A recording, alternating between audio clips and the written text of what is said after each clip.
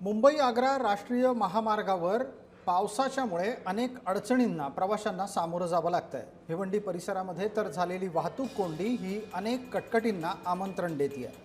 मुंबई नाशिक महामार्गावरची वाहतूक या कोंडीमुळे मंदावलेली आहे।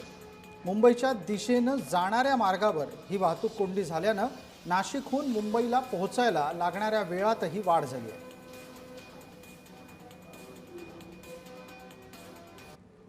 आम्ही आता जवळजवळ 2 तास झाले इथे आहोत आणि आम्ही खरं नाशिकहून आलोय, औषधं घेऊन आलोय।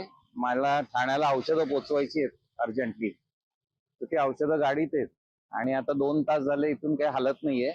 शेवटी मी परत जायचं ठरवतोय आणि माझी आई पण बरोबर आहे, 84 वर्षाची गाडी। आता आम्हाला इथे बाथरूमची सोय नाही, पाण्याची सोय नाही, खायची जेवायची सोय नाही, औषधं काय म्हणजे समजत नाही काय करावं। मुंबई नाशिक महामार्गावरती गेल्या 2 तासापासून वाहतूक कोंडी झाली आहे। आपण पाहू शकता रांजनोली ते खारघर नाक्यापर्यंत ही ट्रॉफिक झालेली आहे। गेले 2 तासापासून या ठिकाणी मोठ्या गाड्या असतील या 4 व्हीलर असतील या अडकलेल्या आहेत। तसेच आपण काही ड्रायव्हर लोकांशी विचारू, क्या बताएंगे कब से आप ट्रॉफिक में अटके हैं? क्या सर हो गया कम से कम 1.5 घंटा हमको वो इधर ही। कहाँ से ये अपना पड़गा है ना, पड़गा से पड़के से जाने के लिए कहाँ जा रहे हैं? अभी जाएगा मैं तो कांदे वाली। आपण पाहू शकता ड्रायव्हर लोक कसे अडकलेले आहेत। इथे 1 ते 2 तासापासून मोठ्या गाड्या असतील छोट्या गाड्या असतील हे अडकलेले आहेत। बोलेगा कब से अटके हैं? 2 घंटा हो गया है। 2 घंटा कहाँ जा रहे?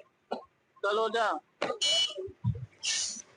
तसे आपल्या पाठीमाग पूर्ण अशी ही लाईन 2 ते 3 किलोमीटर पर्यंत लाईन लागली आहे। ही जी लाईन आहे टोटल मुंबईच्या दिशेने जाणारी लाईन असून सदर वाहतूक कोंडी सोडवण्यासाठी भिवंडी वाहतूक पोलिसांचे शर्थीचे प्रयत्न सुरू आहेत।